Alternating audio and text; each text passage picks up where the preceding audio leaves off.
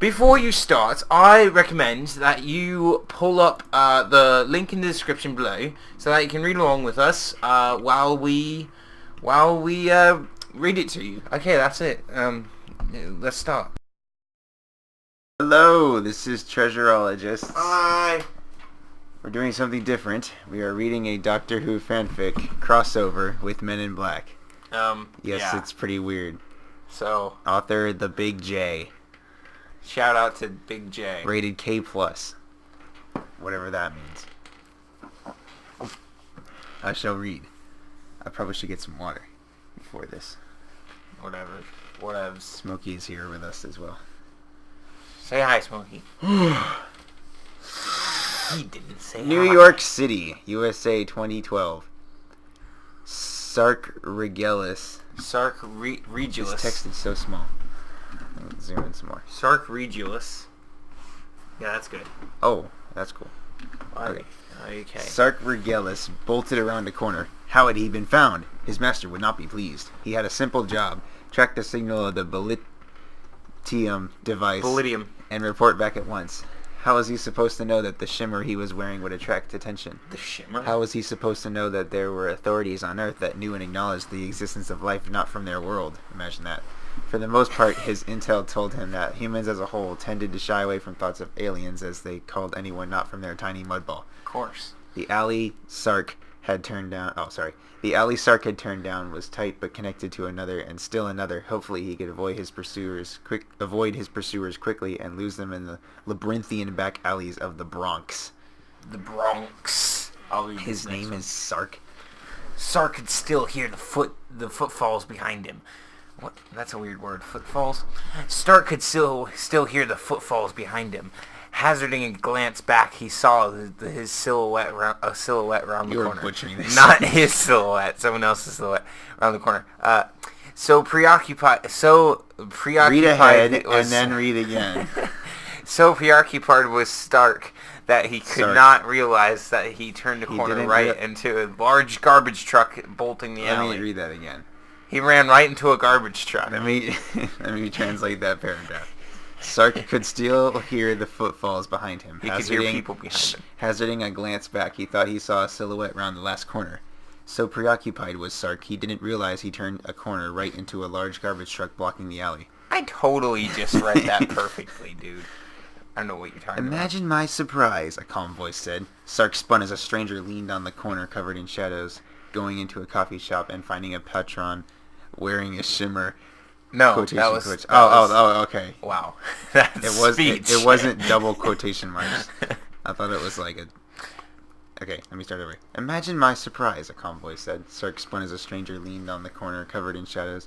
Going into a coffee shop and finding a patron wearing a shimmer. Is this a female or a male? I think it's the doctor. But we'll find out Imagine later on. my surprise. Going into a coffee shop and finding a patron with wearing a shimmer. I don't no idea what that patron word is. I don't know what a patron. And we're not going to look it up. Patron. Sark tried to assess his possible options. The darn truck was still positioning to back up and block the entire valley. I know you're thinking that. I know what you're thinking. And contrary to popular belief, my advice to you is: the stranger stepped out of the showers. Don't run. Shadows. Don't run. He was slender, clothing a bit dated as far as Sark could tell from Earth culture. His hair was a newer style, flopped to one side. He wore a tweed coat and a maroon bow tie. You're not MiB, Sark heaved with a genuine sigh of relief. The stranger pursed his lips. Who? I think. The garbage truck pulled away as headlights flooded into the alley. Both Stark and the stranger covered their eyes as two figures approached, casting long shadows down the alley. Crap. Stark muttered. Shh. Sorry. No, you skipped a paragraph. Oh. MiB, the taller figure answered. We'll take it from here.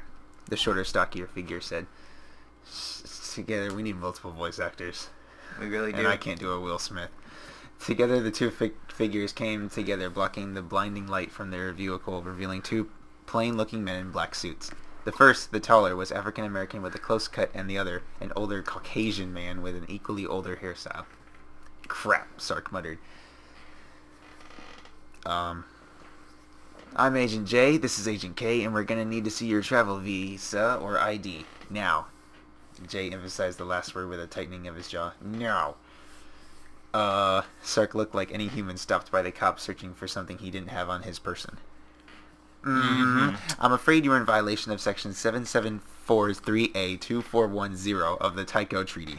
There was no zero on that. Yes. Oh, that was weird. They just changed people in that. Okay, sorry. Sorry. Travel visa, Tycho Treaty. Stranger stepped forward, raising a hand. Kay turned his attention to the stranger. Sector 374A. Smokey's climbing in the garbage can. Stop that, Smokey. You're being loud. Sector 374A of the Tycho Treaty states that's any life form choosing to reside within the borders of the planet Earth shall submit to MiB customs and declarations accordingly representing themselves, their species, and planet of origin for the purpose of determining potential risk to indigenous population via threat, pathogen, or unlikely misconduct due to error or omission. Wait, I'm the stranger. I'm Doctor. Yeah. The stranger blinked and broke into a self-satisfied grin. You're like the TSA for aliens. What's TSA? I don't know what TSA is. Maybe that's... No. Albeit, I trust without minimal... What? I trust the minimally invasive cavity searches, but then again, some species are sure to require a thorough once all in standard inference. Now all together. Albeit it's not supposed to be hyphenated like that. Oh.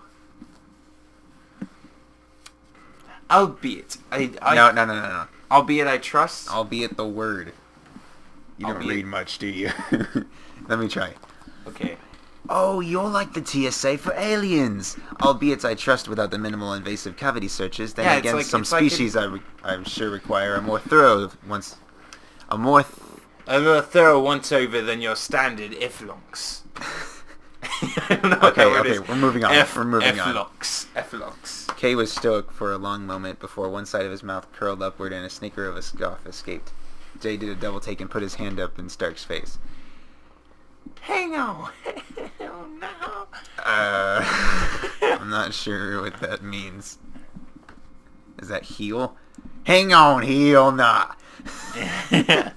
No, it's the Jay word. Jay took a step away from Kay. Did you just laugh at Poindexter's TSA joke? No. I'm not playing with you, man. Did you just laugh at Poindexter's TSA joke? Poindexter, the stranger said, straightening his bow tie with a jerk of his chin. That's skillful. I guess his chin's so big it can do that. Jay gave him his best really glance and then looked back at Kay, who leveled his best blank face. No, Slick, if you must know, I scoffed at the doctor's effluex snipe. Doctor, Jay said with a sprite.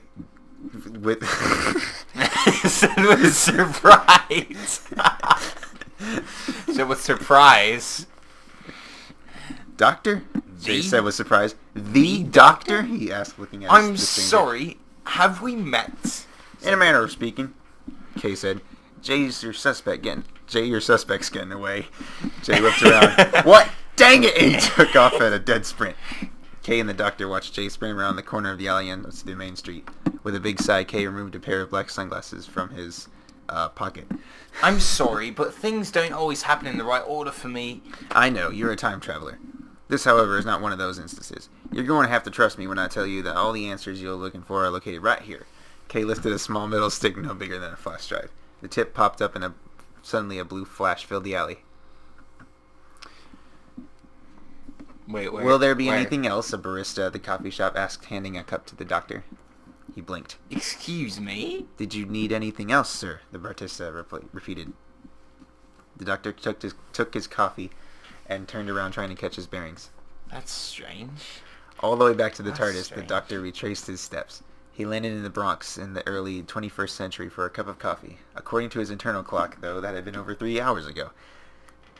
The TARDIS chronometer agreed with his memory. Then it hit him, or more precisely, he hit it. A blank spot in his memory.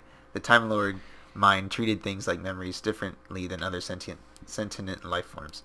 When necessary, sentient life forms. When necessary, the Doctor could lay his memories out like sheaves of paper, and where the last few hours landed on the pages were blank. Where the last few hours landed, the pages were blank. That won't do. The Doctor said, throwing a lever on the console and sending the TARDIS hurtling through time and space.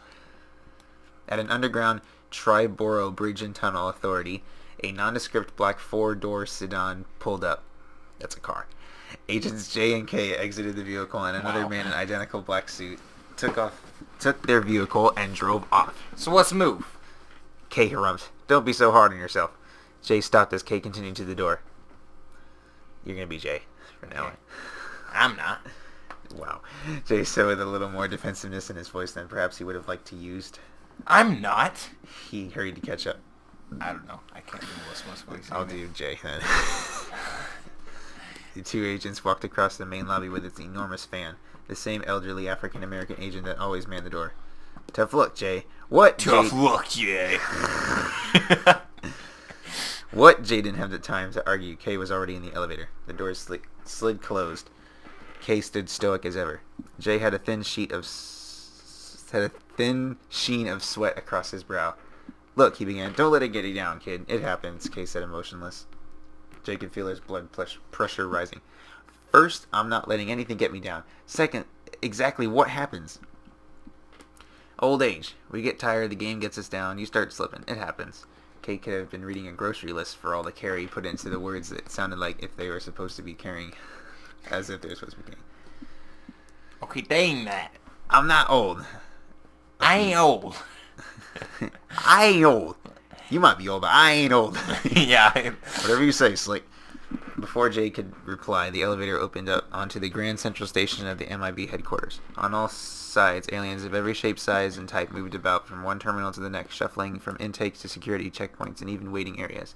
Interspersed were a myriad of agents, from full senior agents on various cases to junior agents in short-sleeved white shirts and ear communication devices. Back up top, the sentry agent read a newspaper.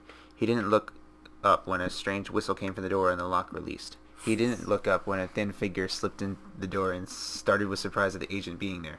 He didn't even look up when the figure crept forward and hesitated a moment in front of him.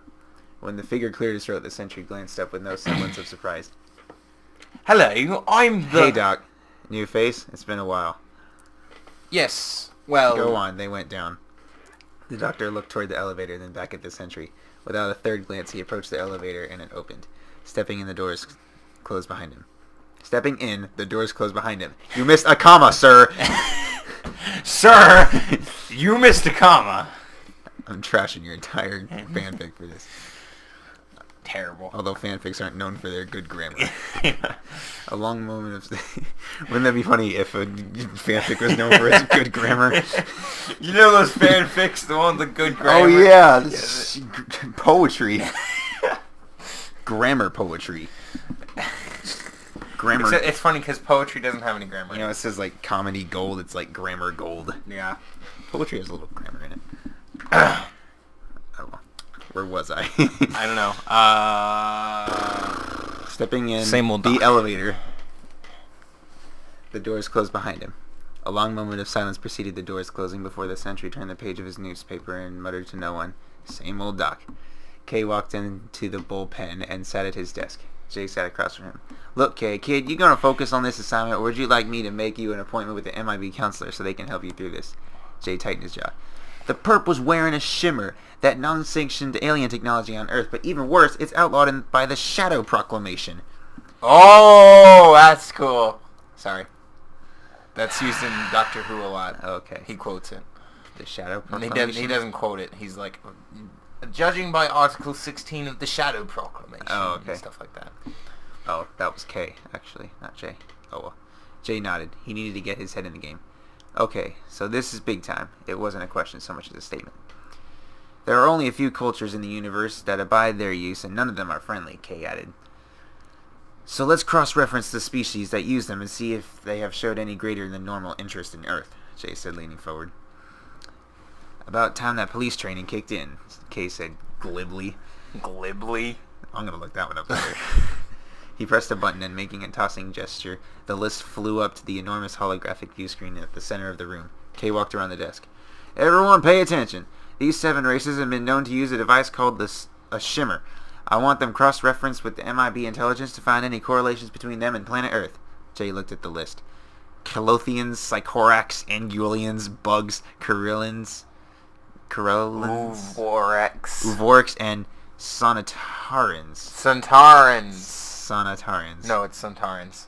Well, did he spell it wrong, or is it really that many syllables? I don't know, but... A voice finished. Everyone turned around to see the doctor leaning against the white column. Sontarans! Ooh, that's good.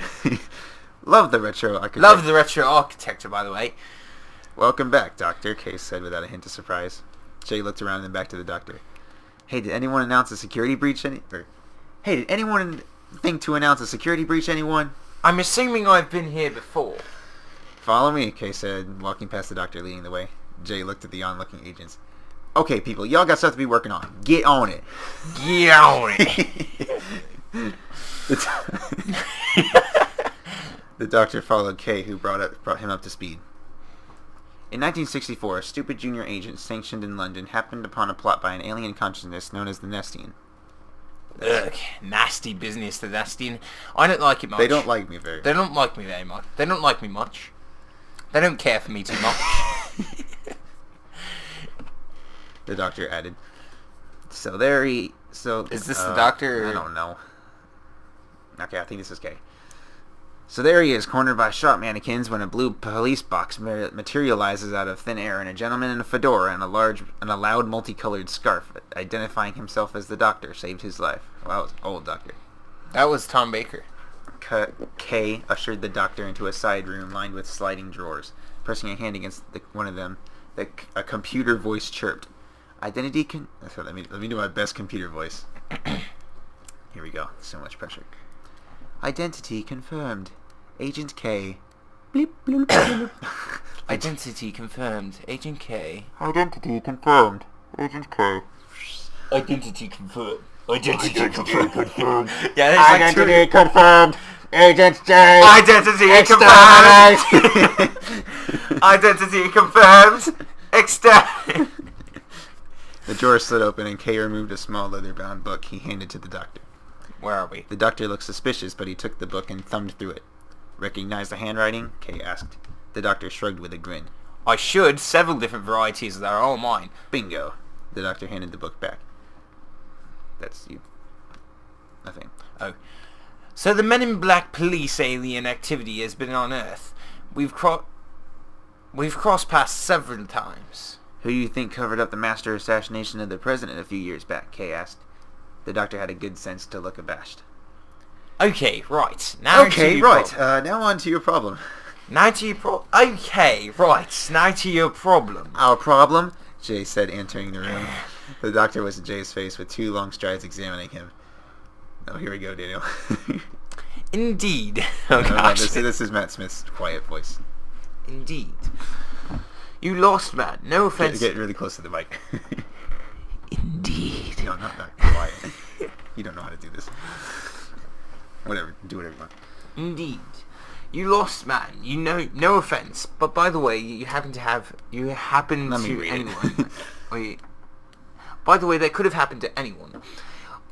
I, on the other hand, have a good sense to investigate my own memory loss. Crossing my own timeline, tricky business, but for anyone but for me. But me. Turning on his heel, he pointed out the door and paced back toward Kay. That list was good. That list was good. Missing a few hundred species, but I think we're looking at for is right here. There. The doctor held up a slender tube-like device. Hey, hold it right there! Take it easy, Jay said, drawing his weapon. The doctor slowly looked over his shoulder at Jay. Kay slumped his shoulders and sighed heavily. You really should switch to decaf. Oh, no, that's the doctor. Do it again. You really should switch to decaf. At ease, Slick. It's a screwdriver. Oh, Jay said, looking embarrassed. I knew that. Is this the doctor? Yeah. Okay, as I was saying before, I was interrupted. I say interrupted, but more like threatened, but I digress. But I digress. The funny thing is about this old sonic of mine is that it can detect energy signatures. Now what it found... The doctor waited, but Kay was patient, and Jay wasn't risking embarrassing himself again. The doctor activated the sonic, and it shrilled a high-pitched sound. Much... Dang it, where's the sonic screwdriver? I'll be right back.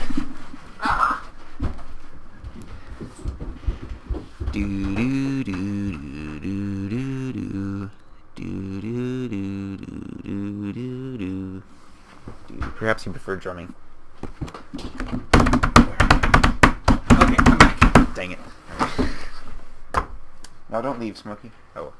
Much like this. The doctor activated the sonic and it shrilled with a high-pitched sound. He held it to his ear and then...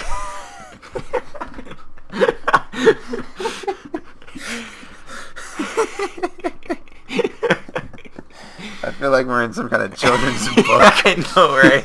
And it made this high-pitched shrilling sound.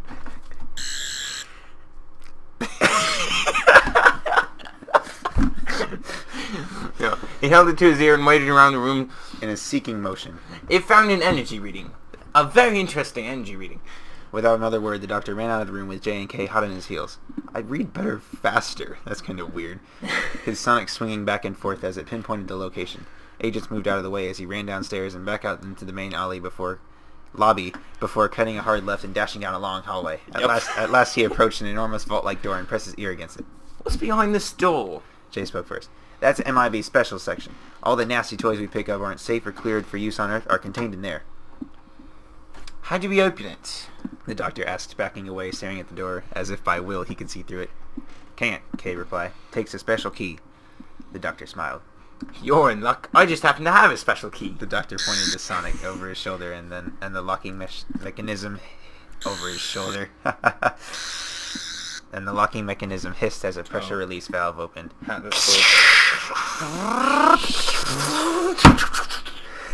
Lines suddenly appeared as the vault doors separated and slid in different directions, revealing a room made of deep blue metal. Display cases throughout shone various alien objects and artifacts. Meanwhile, over 10 million miles away... General Stowe. The infiltrator was lost in the lubricator. General Stowe, the infiltrator, has located the lost incubator. The officer spoke through his blue helmet. He was small as life forms went, but his... a Centauran. His musculate... I don't know what that is. It looks like a potato. Oh.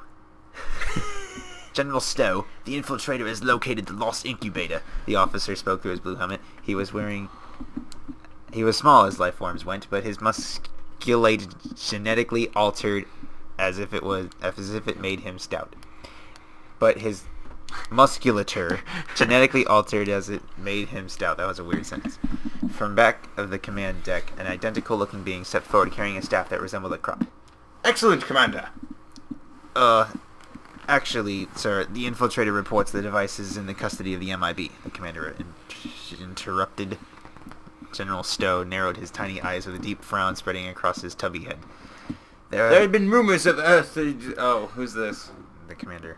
Oh. General.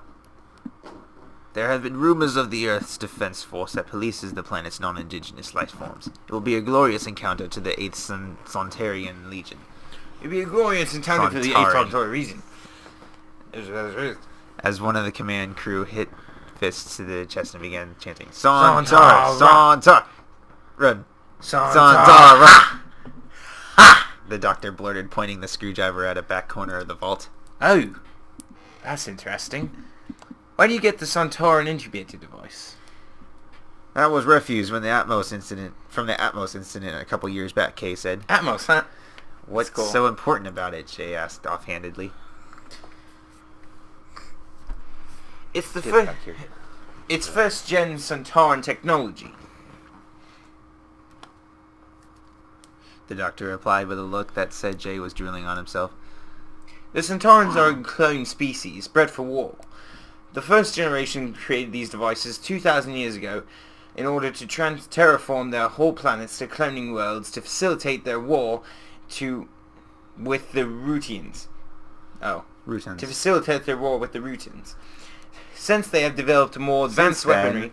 Since then, they have developed more... No. Since then, they have developed more advanced weaponry, but the secrets of these devices were lost with the first generation. K step forward, which makes this beauty of something significant of significant value to the Sontarans. Am I right, Doctor? Enough for a warrior race of loathed of espionage. Loathed of espionage. Loathed of espionage. To send an infiltrator to Earth to locate and possibly Let me read that sentence. Enough for a warrior race loathed of espionage to send an infiltrator to Earth to locate and possibly secure it. The doctor. It's hard to do THs in a British accent. The doctor looked deadly serious. Jay was the first to react. Wait, hold on. Enough for a warrior race of loathed. That's not him at all. Never mind. Jay was the first to react by grabbing his ear communicator from his pocket. This is Senior Agent Jay. I need security checkpoints doubled and all remaining personnel to report to the security vault. Stat! Kay walked out with that all too familiar look on his face. Jay jumped in, stepped. The doctor followed suit.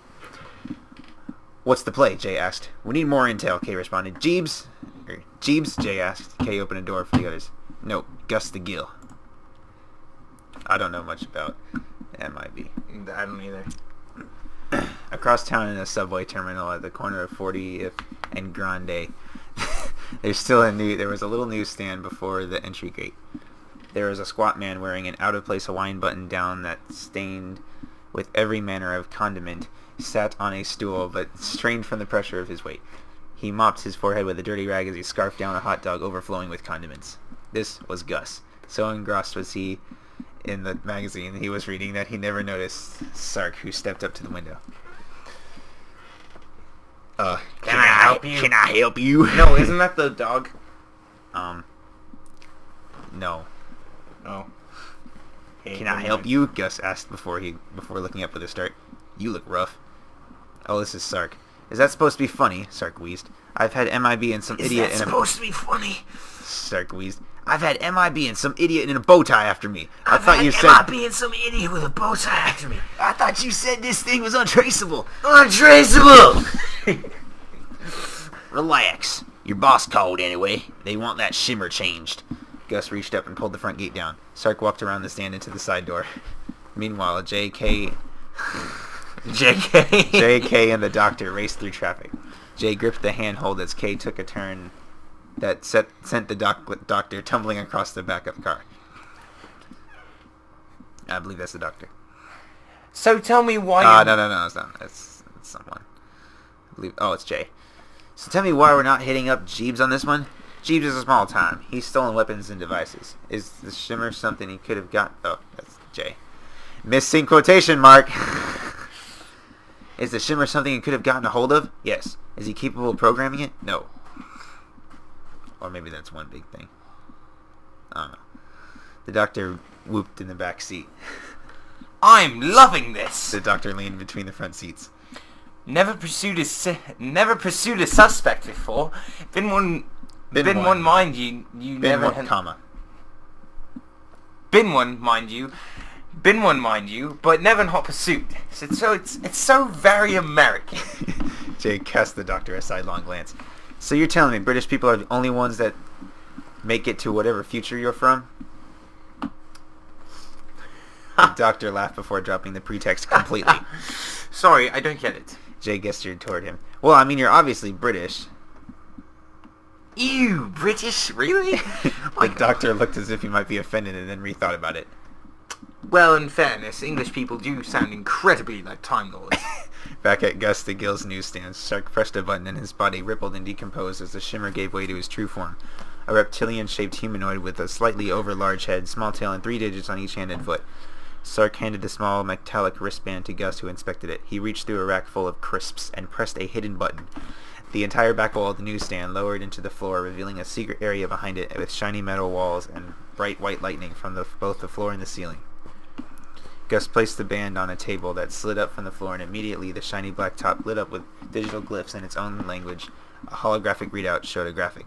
Gus whistled. Whoa, man, this is big. From behind him, Sark snickered as he drew a weapon. You have no idea. Because he's an alien now. J.K. and the doctor headed down the stairway to a subway leading with a gunshot run. J.K. and the doctor headed down the stairway to a subway landing when a gunshot rang throughout the landing. It wasn't a normal gunshot, but something distinctly alien.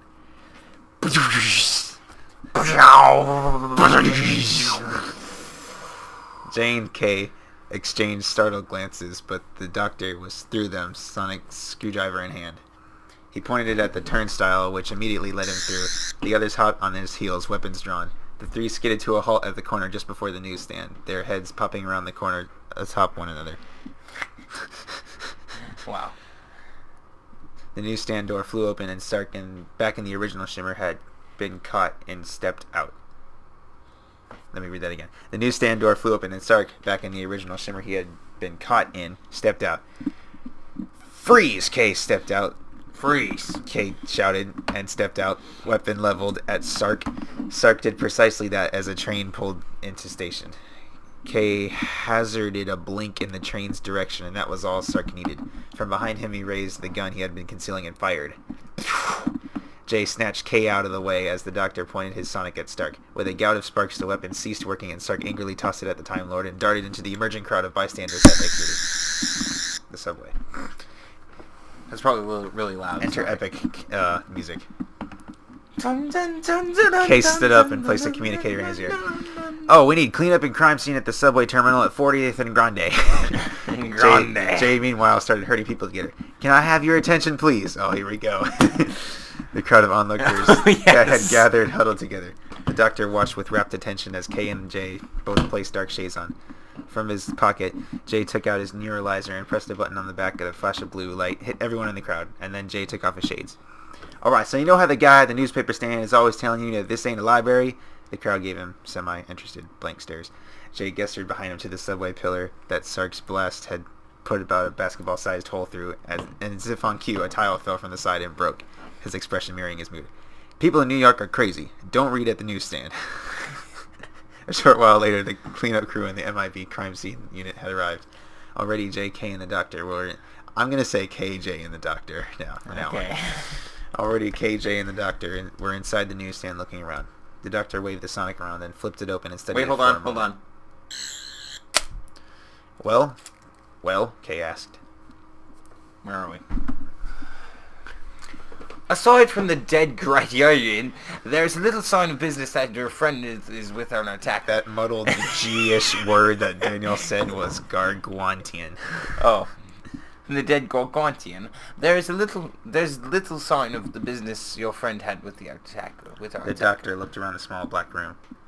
Hey, Doc, Jay began. Earlier when I flashed the crowd, why didn't you need shades? The doctor's eyes lit up. Oh, that... He held up a finger where a small twist of thwine was tied. Sorry, I put an H in thwine. Thwine. Jay gave his best expression. I don't get it. You're telling me a piece of rope tied around your index finger protected you from the effects of a neuralizer? It was the doctor's turn to give Jay his best withering glance. Agent J, don't be ridiculous. A piece of twine couldn't possibly do such a thing. Jay scoffed as the doctor continued. Unless, of course, if it were Forget-Me-Not. A forget-me-what? Forget-Me-Not. A gift I picked up for a few generations ago. A few regenerations ago in a little outpost in Ardua sector of space. Where do you think that superstition came from? Yeah, how's it work? Gentlemen, this conversation is fascinating, but we got a dead arms dealer, an escaped suspect on the loose with the means to look perfectly human, and a sketchy idea that the target is a piece of alien technology we've got locked up in the office. Kay was being more surly than usual. My bad, Jay muttered. Sorry, the doctor said, and spun around, his arms still wild. Still, funny thing about yammering on is it gives my mind a chance to sort through things. Things? Kay said with an upraised eyebrow. Lots of things. Things that don't make sense. Things that others would ignore at a glance. Things like why was the late Gus murdered over heat? Shouldn't he over there? Should he not been over there? Kay gave the Time Lord blank face. Isn't it obvious? The doctor pointed his sonic at the floor and a table lifted up. That was a weird sound. It sounded like it sprung up. Like, yeah, that's what I thought. No, it like swung open. Is what I thought. Well, that's what I meant. Or like. Everyone backed up as the doctor placed a hand on the table and the black top lit up with glyphs, a holographic readout floating above the table. Jay stepped up beside the doctor. Can you read that? I can read anything. I can read anything. The doctor replied offhandedly, swiping his hand aside. The readout changed. Our Shimmer Man has changed clothes. Oh, that's you. Our Shimmer Man has changed clothes. Dang, was all that Jay could say, except he didn't say dang. But I did. Sark stepped off the elevator at the MiB headquarters with his new shimmer. He kept his eyes down and hurried through the terminal past several rows of new arrivals. He had the device on his scanner and his time was running out. If the agents that had stopped him at the newsstand were as good as they seemed, Sark felt it was only a matter of moments before they discovered his cover. Turning into a limited access hallway, he pulled a small shiny disc out of his pocket. Depressing it the side, it split open, revealing a small readout. Sark pressed the button and suddenly everything technological began flickering and blinking. He had 4 Earth minutes before the scrambler lost its charge. Until then, no one could communicate in or out of the facility. Good one. General Stowe stood with arms behind his back. The potato. General, a junior officer spoke, grabbing the Sontaran officer's attention. Where are we? Okay, sorry. Right there. Sorry. Oh, is that... No. The infiltrator has signaled he has acquired the device. The general opened his mouth to speak, but another voice interrupted him. I don't know who this is yet. This is completely unlike a general of the Sontarans. Every member of the command crew turned to see a figure stride onto the deck. May I have your name? General Stowe asked. Why? So that I may speak of your bravery and cunning in the days to come before striking you down like the human vermin you are. Stowe tensed his jaw, the adrenaline rushing to his limbs as his warrior muscles ached for the thrill of combat. Why? Oh, no, it's the doctor. Never mind. I know. Why? No. Ugh, human. Really? I'm the doctor. Realization struck every Sontaran on the deck. And right now, I'm all that stands between you and complete annihilation. A black sedan, that's the car again, sped through New York at unbelievable speeds. Headquarters is dark. No response. No nothing. Jay said, slamming a fist into the dashboard. As it into the dashboard. He pulled out the engine. Yeah. Kay pursed his lip. I don't know. Pursed his lips. What does that mean? Like this. Okay. The doctor was right. This guy is on the move, and we know where he's headed. We even know what he's after. Of course the doctor was right. Now we just got to get in there in time, Jay said, flexing his knuckles flexing around after the pain of punching the dashboard around the upper side handle. The legends are true, then, General Stowe said as he strode around the command deck. General Strollum lost honor. There's literally one vowel in a 6-letter word. General Strollum lost honor for his entire clone batch after his failed attempt to take this world. Then you know I'm not one to be trifled with. I know why you're here. The doctor dry washed his hands. I know why you're here. Alright, Mike, maybe this. I mean no harm. I know why you're here. I mean no harm. This world means no harm, but I can't allow you to bring danger to them either. Stowe glared at the doctor, his jaw tensing with every word he desired to spit back swallowed. At last, with a tremendous effort, he heaved a heavy sigh. Doctor, we meant no harm to your precious planet Earth, albeit I would gladly leave it a burning cinder for the glory of the Sontaran Empire. Unfortunately, our mission here is... What's the term? Stowe seemed to search for a long time. When at last he said, one of desperation. The doctor blinked. Beg your pardon? Read this. I'm going to turn on the fan. Uh-oh. Okay. Sark watched around the corner as an MiB security moved through the chamber as a device signal was located. Several minutes had passed, He had a little more than a minute before the scrambler had engaged died. It was now or never. Several agents walked by Stark, moved in behind him, trying to blend in as best he could. The agents split, then several passing large entry to... The agents split, then with several... Fired. The agents split, then with several passing the large entry, and two of them going the way Stark needed to go. He broke off with the latter, which is the way he needed to go. The security guards at the door scrutinized the agents going into the area, but never asked for IDs, so Stark entered with them. As soon as they passed the entry, Stark slid into a dark corner and dropped his shimmer. Once in his true form, he climbed the walls, scaling up to the roof and making his way to the far back corner where several agents stood watch over the device. The device itself was clear. No agent stood within 10 yards. Then a single female agent wandered up to it with a clipboard. She wrote several things, all the while keeping her eyes on it. Time was running out. Stark had no choice. A short distance away, C and SE talked in a hushed tones when a grunt and sickeningly hard crunch made them spin around with weapons drawn. Where X had been only a moment ago, another agent the two didn't recognize stood looking around curiously. X, C asked, heading back toward the device they were assigned to protect. I think she went that way, the agent said.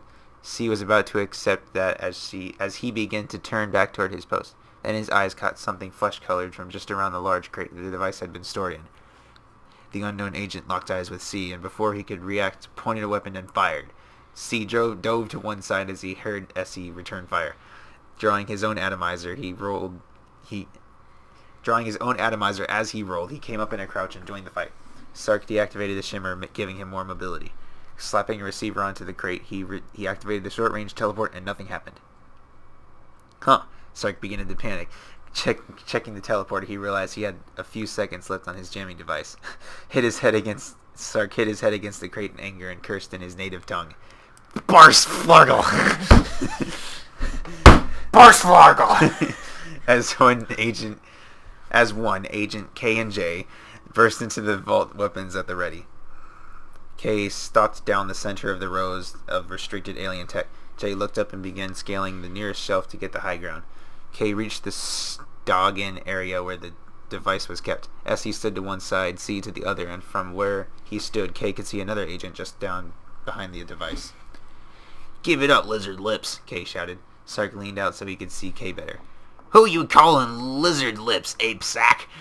Hey, K! Stark and K looked up to see J aiming his tiny gun at Stark from atop a nearby rack. How about a new belt? Stark looked panicked. You ruined everything. I don't have a choice. A crack and boom of thunder followed as a flash of light heralded the doctor's arrival. There's always a choice, he said. There's always a choice, he said again. From behind him stepped the leader of the 8th Centaurian Fleet, General Stowe. Doc, K said. The doc asked. The doctor raised a hand and turned towards Stark. I know you think there's no other way, no other choice, but the truth is now a vision of the ends of the world. Hold on. This is his convicting speech at the end of the episode. Oh. No pressure here. I know you think there's no other way, no other choice, but the truth is, there's no version of this that ends well.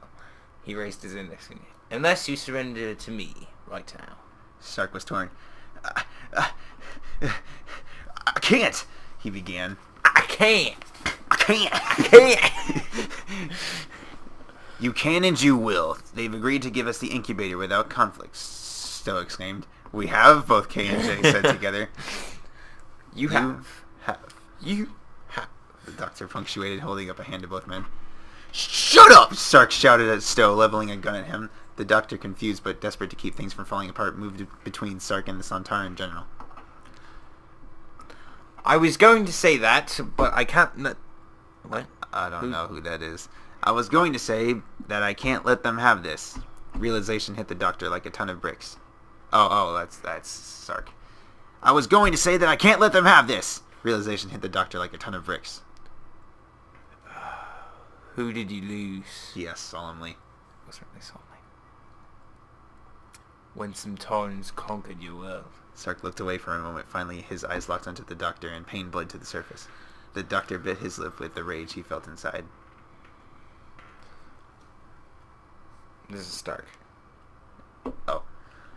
My entire family was enslaved. He promised if I got this back, it would be freed. The doctor spun on Stowe. Is that true? The general ground his teeth. It is. It is. Are they even still alive? The doctor demanded. The general looked nervous.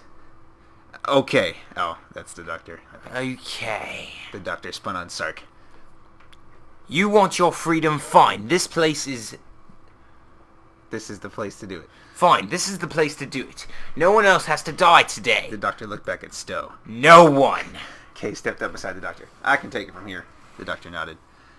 Right this way, sir. MiB personnel will handle your protection and get you situated here on Earth as a productive member of our society. Sark looked from the doctor to Kay and back at Stowe.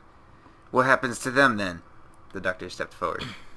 Look at him. The doctor moved aside, giving Sark a clear view. They're dying, desperately engaged in a civil war that may end their entire civilization. I've been to the future, and you believe me, it wasn't looking too bright for them. It doesn't look too bright for them. Oh. Sark seemed to be considering the doctor's words carefully. Trust me, he said at last. I'm the doctor. Sark nodded and handed the doctor back his weapon. Handed the doctor his weapon. Agent C and Essie escort. Those are horrible names, by the way. And the doctor quickly discarded it. He just threw it over his shoulder. That's what should have happened. Hold on. He'll probably do that in a second. Agent C and Essie escorted Sark out, leaving K, J, and the doctor alone with Stowe. A long moment of silence hung in the chamber before Stowe asked, "You're still going to allow us to take the incubation device?" K looked at the doctor, who said, I am. Now take it and go. J tore a sheet of paper off a small clipboard and handed it to the general. What's this? Stowe asked. Take it, J replied. Your ship's parked illegally. It's a warning. It's just a warning. It's just a warning. Stowe pressed a button on his gauntlet. The device is prepared. Immediately a clap of thunder and a flash of light. And the incubation device was teleported away. The doctor turned to leave. Doctor, Stowe said, and the Time Lord stopped facing away from him. What you told Sark, was it true? The doctor slowly turned his head to the side. Leave, General. Help your people. They're going to need you. The doctor left the vault. In the main MiB hangar, the doctor clapped his hands together. There she is. He patted the TARDIS fondly. Miss me, old girl. K and J walked in a few moments later. That's still you. Oh, I see. Well, thank you for bringing my TARDIS. This right here. Oh. The General on his way, then? Pulled out of orbit a few seconds ago, K replied. I see. Well, thank you for bringing my TARDIS to me. I appreciate it. The doctor said glibly. There's that word again. Actually, J said, tearing a piece of paper off a small clipboard he handed to the doctor.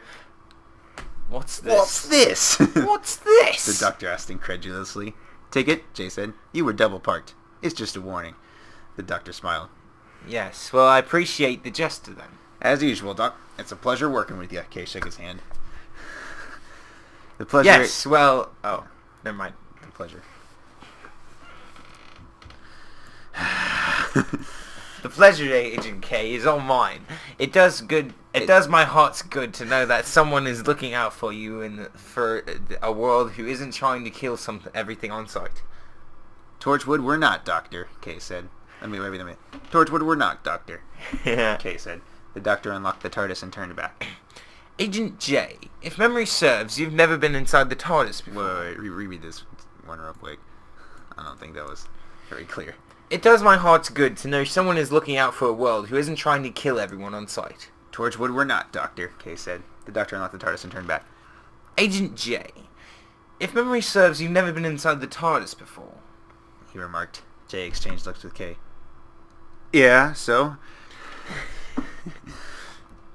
The doctor opened the door wide and stood aside. Kay shrugged and J walked in. And the J? And the J walked in. Okay, I'm getting fed up with this now. I've read worse fanfics. Kay shrugged and J walked in. The doctor smiled knowingly at Kay. Dang, Kay! Yeah, kid, you gotta see this. It's bigger on the inside. You don't say. You don't say. It's funny because that's what happened at the end of the other Men in Black one with the locker. Oh, yeah. It's bigger on the inside. And that's the end. Yeah, that's it. Okay. It's bigger on the inside. And it's smaller on the outside, according to Clara.